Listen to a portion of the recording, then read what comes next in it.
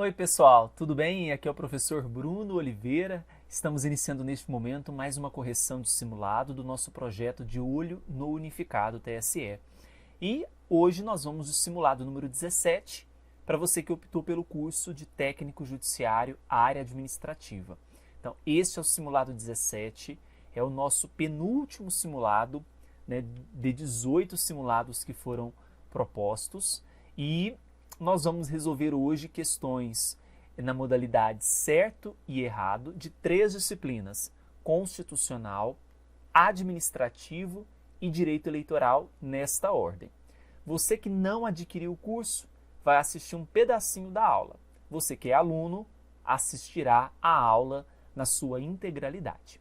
Vamos lá então? Vamos começar com direito constitucional.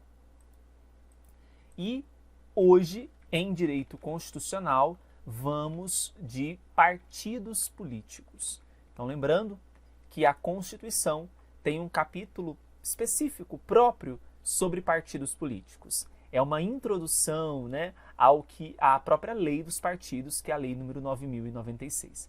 Não tem como você ir para a prova sem saber, em direito constitucional, o que diz a Constituição, então, sobre os partidos políticos. Começando, primeira questão do nosso simulado de hoje, ela foi cobrada no concurso do Conselho Nacional do Ministério Público. É uma questão atualizada, banca Sebrasp. Vejam, os partidos políticos possuem autonomia para definir sua estrutura e estabelecer as regras sobre sua organização e o seu funcionamento, mas não é permitida a previsão em seus estatutos de recebimento de recursos financeiros de entidade ou governos estrangeiros. Questão tranquila. Lembrando que existem 2 princípios que vão reger os partidos, que é o da liberdade partidária e o da autonomia partidária. O da autonomia se relaciona mais a um aspecto interno do partido, ele se organizar internamente, a sua estrutura partidária. Já na liberdade partidária é aquilo que se mostra para fora, para a parte externa. A liberdade de criação, a difusão entre partidos, incorporação de partidos políticos ou até mesmo a extinção. No caso da questão, primou-se pela liberdade partidária, pela autonomia partidária. A questão foi expressa nesse sentido, autonomia para definir a sua o quê? A sua estrutura, estabelecendo então regras sobre sua organização e seu funcionamento, mas não é permitida a previsão em seus estatutos de recebimento de recursos financeiros de entidades ou governos estrangeiros. Então veja, não é permitida realmente. A nossa Constituição, ela proíbe que os partidos políticos recebam recursos financeiros, seja de entidades ou governos estrangeiros. Ok? É uma previsão expressa no texto constitucional. A questão, então, número 1 está correta. É uma previsão que nós temos no artigo 17, parágrafo 1º do texto constitucional, falando sobre autonomia, e a vedação está no artigo 17, inciso 2º do texto constitucional. Beleza? Bora para a próxima questão, questão número 2, banca Sebrasp, Seconte Espírito Santo. Olha só, suponha-se que X seja prefeito e Y vereador no município de Vila Velha, Espírito Santo, tendo sido eleitos pelo mesmo partido e os mais votados na eleição municipal. Então, X elegeu prefeito, Y vereador. Suponha-se ainda que ambos planejem mudar de partido em razão de insatisfação com o programa partidário. Nessa situação, a mudança de partido no primeiro ano do mandato ensejará a perda dos cargos, tanto do X quanto do Y. E aí? Aqui nós estamos falando, pessoal, de mudança de partido, acarretando ou não perda de mandato. Qual que é a regra?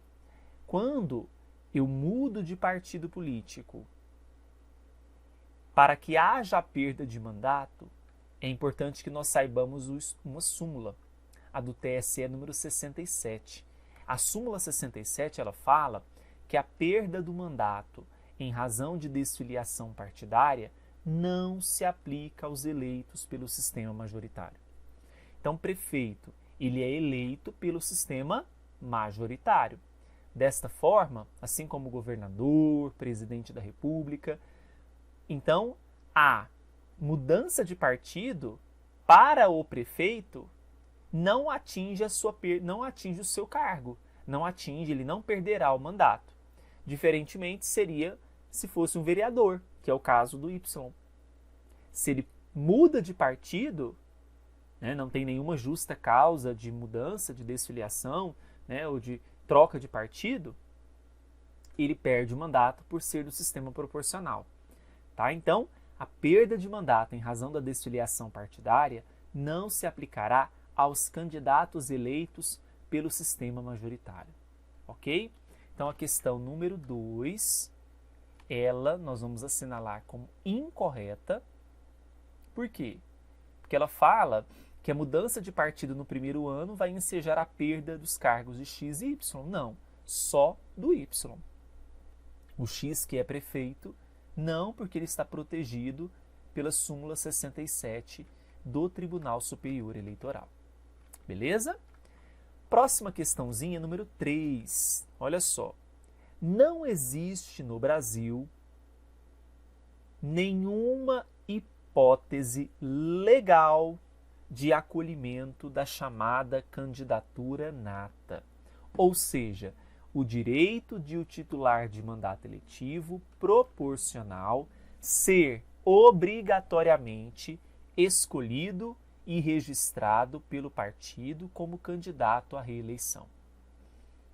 O que é o Instituto da Candidatura Nata, para vocês entenderem? Eu, Bruno, fui eleito para o cargo de vereador, vou tentar disputar a reeleição para o próximo, né? Vou tentar disputar a reeleição na próxima eleição. E por ser eleito, eu não precisava passar por todo o processo, né, de registro de candidatura. Novamente, a candidatura nata, ela afirmava que, uma vez eleito, se eu disputasse a reeleição, é como se eu já preenchesse automaticamente todos os requisitos. Não precisaria preenchê-los novamente. Né? No Brasil, não existe mais a figura da candidatura nata. Né? O Supremo Tribunal Federal determinou que essa figura da candidatura nata é incompatível com a Constituição de 88. Aí ele traz lá no informativo 1026 o seguinte: tanto por violar a isonomia entre os postulantes a cargos eletivos, como, sobretudo, por atingir a autonomia partidária. Ok? Então, a questão número 3, vamos marcar aqui como correta. Realmente não temos a figura da candidatura nata, né? O STF que já determinou isso por meio do informativo número 1026. Entendido? Podemos passar para a próxima questão. Vamos então agora para a questão número 4. Ministério Público do Estado do Piauí. Olha só. Os partidos políticos têm autonomia administrativa garantida pela Constituição Federal e poderão definir o regime de suas coligações eleitorais que vincularão as candidaturas no âmbito federal, estadual, distrital e municipal. Gente, interessante essa questão porque ela vai tratar sobre um instituto que é o Instituto da vinculação entre as candidaturas nesses âmbitos, né, o da verticalização partidária. Se eu formo, por exemplo, uma coligação em âmbito nacional entre os partidos alfa, beta e gama, essa mesma coligação em âmbito nacional, ela irá se repetir no âmbito estadual e municipal? Obrigatoriamente? Não. No Brasil não há verticalização partidária neste sentido.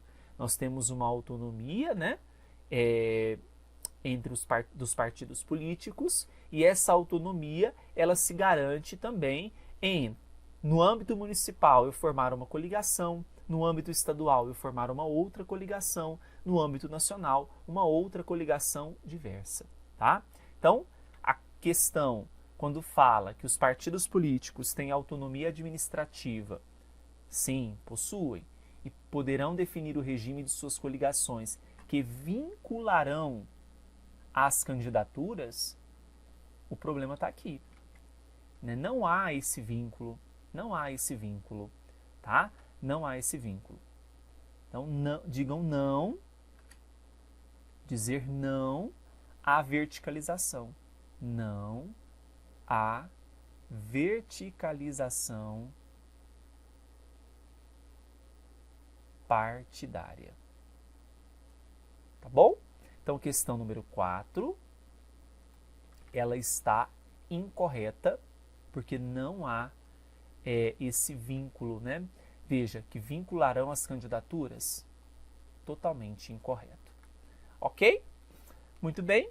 Próxima questão, questão número 5. É livre a criação, a fusão e a incorporação e extinção de partidos políticos, resguardados a soberania nacional, o regime democrático, o pluripartidarismo e os direitos fundamentais da pessoa humana. Então aqui, nessa questão, ela está corretíssima, tá? Ela se refere a um princípio que a gente conversou bastante, né? Quando a gente fala de criação, fusão, incorporação e extinção. E a questão menciona justamente esta liberdade, nós estamos falando do princípio da liberdade partidária. Tudo bem? Então, questão 5, correta, verdadeira, certo? Artigo 17 da nossa Constituição. Bacana, pessoal. Nós vamos agora sair de constitucional, vamos para o direito administrativo, falar um pouquinho sobre a lei de licitações, a nova lei, a 14.133 de 2021, tá bom? Então vamos começar com a questão número 6, seguindo então nossa sequência.